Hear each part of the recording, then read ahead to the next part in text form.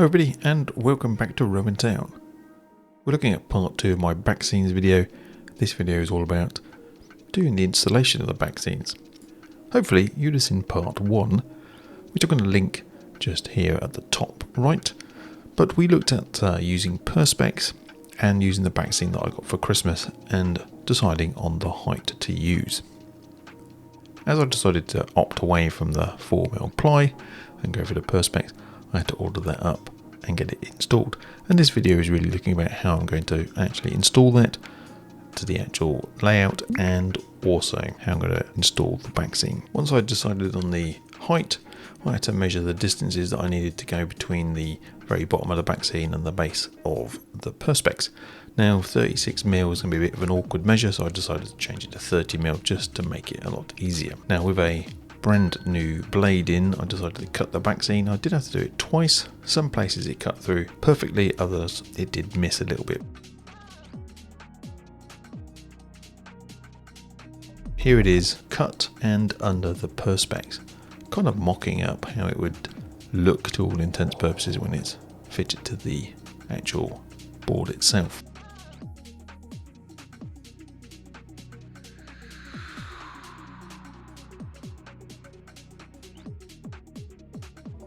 To mark up where the brackets were to go, I first screwed the brackets into the baseboard where I wanted them to. I held the Perspex in place with a couple of clamps where possible, and then I just marked up the area there with some black electrical tape. This meant that I knew exactly where I needed to put the glue when I was going to do the final gluing of the brackets to the backscene. Obviously the Perspex comes with some rather nice blue statically attached protective sheets, so I whipped those off and away we go. So to help myself fix this to the back, I'm going to use a clip here, one over here, and I'm going to hopefully make sure that that's all aligned all the way down to the far end. I'm going to put some clips at other spots along the actual Perspex and backseam, just to make sure I keep it all nice and square. The next thing I need to do is peel off the back, so I can fold this over and start the job nicely. Then I'm going to use my hand to smooth it all the way along, and away we go. But before I do that, I do need to give it a bit of a clean to get rid of any grease marks, dust and debris, because on the first two I didn't quite do a good enough job of that. Removing the backing film is a little bit tricky, but the best thing to do I found is to fold it back. Because of the fold, it means the backscene doesn't quite reach the Perspex, which means you've got time to align it to make sure it's nice and square. And this is what I did, and then I just gently sort of work my way from the bottom to the top, making sure I'm trying to remove as many of those air bubbles as possible. FYI, it's almost impossible to remove all the air bubbles, but there you go. Next thing I do then is I just need to get my hand underneath by unclipping and start peeling that cover back and sliding that back, and at the same time just moving my hand up and down to try and ensure that I get no air bubbles trapped behind. Now that is easier said than done. I think I went a little bit too quick when pulling back that protective film and trying to run my fingers up and down. It's a little bit difficult to see, but as you can see I am trying to pull that back and keep it square so that I can run my fingers up and down in a nice level way. In a minute you'll see that I do change my technique a little bit.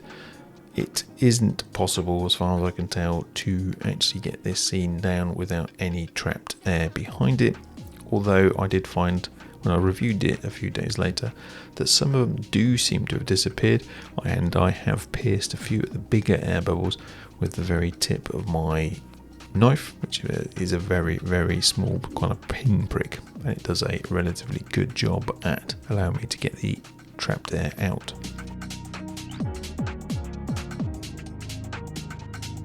As I mentioned before, I did change my technique. I went for a diagonal kind of movement because I could pull the film slightly easier if I was putting it in a down and a diagonal direction, downwards and outwards, which made it a lot easier to actually control the speed that the protective adhesive covering film came out.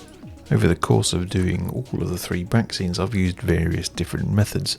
The middle method was kind of using this, but I did it in a slightly different way. I had tons of air gapped or air bubbles in the background. They have actually disappeared over time. I'm not quite sure why that is, but they certainly have disappeared. But I certainly did end up with quite a large number of large air bubbles that I had to prick and remove. This one I took a little bit more time, and it did indeed look slightly better. There was still a number of air bubbles in the back that need to be sorted out, but they certainly did. One thing I did notice though, and I probably should have used something over my hands, which maybe like a cloth like to do this rather than my fingers. I did end up with some dark fingers on there, I think, which must have been down to the ink being pulled off of the printout. I've masked off the area to put these in. I'm going to use some of this clear Gorilla Glue contact adhesive. Just glue that on there and then put a bit of a weight on top. That's the plan. I've got a piece of card just underneath. Move that forward a little bit to give it better support. That's the plan. Let's give that a shot and see what happens. I've got a little bit of isopropanol there. I'm just going to spray that quickly onto a cloth. Just clear it up of any potential grease.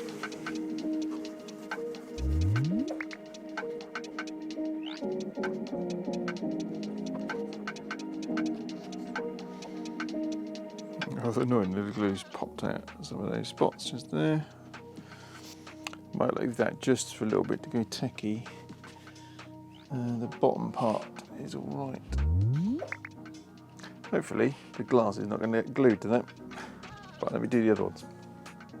So I ended up using a bit of the Backscene protective coating. It's a bit like a non-stick paper. I used cut a few squares, put those on top of the brackets where the glue was, and between the brackets and the weight, and that actually did stop them from being glued down onto the Backscene and the bracket, luckily for me. So I'm going to leave it there with a couple of shots of the locos running past the new Backscene. There's the HST. I got an 800 coming past in a moment also. Should be able to see it from both directions. Yeah, I think it looks pretty reasonable.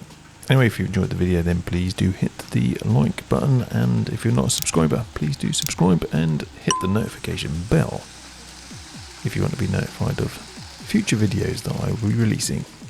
Thanks so much for watching. See you again soon. Goodbye for now.